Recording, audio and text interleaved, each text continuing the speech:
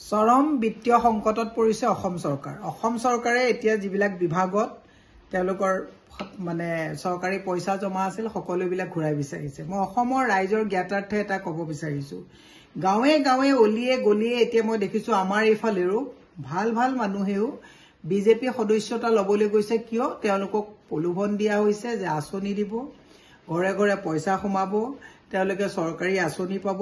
এই প্ৰলোভন কৰি ধাৰৰ ওপৰত গোটেই অসমখনক এনেকুৱা এটা পৰিস্থিতিলৈ লৈ গৈছে।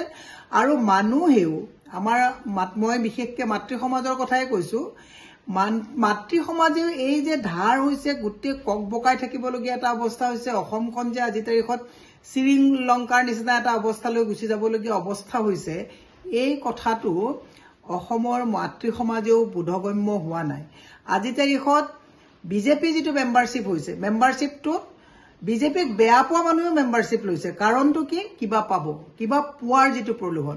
মই মুখ্যমন্ত্ৰী হিমন্ত বিশ্ব শৰ্মাক কৈছো যে স্বাধীনতাৰ পিছত ইমান ধৰুৱা মুখ্যমন্ত্ৰী, অসমৰ ৰাইজক ইমান ধাৰত পুত খোৱা মুখ্যমন্ত্ৰী মই কিন্তু পঢ়িবলৈও পোৱা নাই, শুনিবলৈও পোৱা নাই, দেখাও নাই।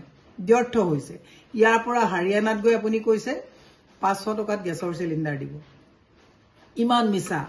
ইয়াৰ পৰা আপুনি ঝাৰখণ্ডত গৈ কৈছে NRC আহিব, বাংলাদেশী NRC অহাৰ পিছত চব ঘূৰাই দিব।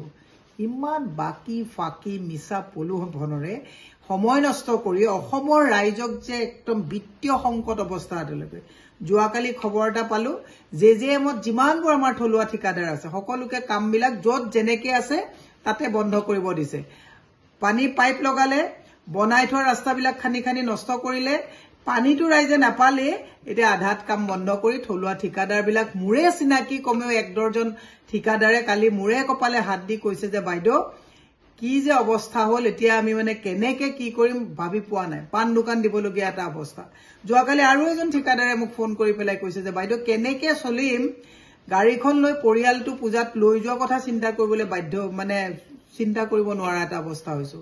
মোৰ মাতৃ সমাজলৈ বিনম্ৰভাৱে অনুৰোধ, ফ্ৰী খোৱাৰ যিটো প্ৰৱণতাত অসম চৰকাৰে ধাৰৰ ওপৰত ধাৰ লৈ গোটেই অসমখনক আজি বিত্তীয় সংকটৰ অৱস্থা এটালৈ লৈ গ'ল, অত্যন্ত দুৰ্ভাগ্যজনক কথা।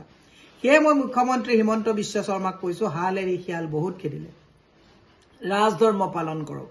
অসমৰ মানুহক আৰু ধাৰত যাতে পুত খুৱাই থৈ নাযায় তাৰ কাৰণে আহ্বান জনাইছো। থলুৱা ঠিকাদাৰক পইচা যিখিনি পাবলগীয়া আছে আদায় দিয়ক। এফালে ৰাস্তা গেছৰ নামত খান্দিছে, এফালে আপোনালোকে পানী পাইপৰ নামত খান্দিছে, পানীও নাই গেছো নাই, কিন্তু আপোনালোকে খান্দি খুন্দি আপোনালোকে এই ঠিকাদাৰৰ মানে ক'বাত 2-4 ঠিকাদাৰক লাভৱান্বিত কৰিবৰ কাৰণে অসমখন ধাৰুৱা কৰিছে। দুৰ্ভাগ্যজনক কথা।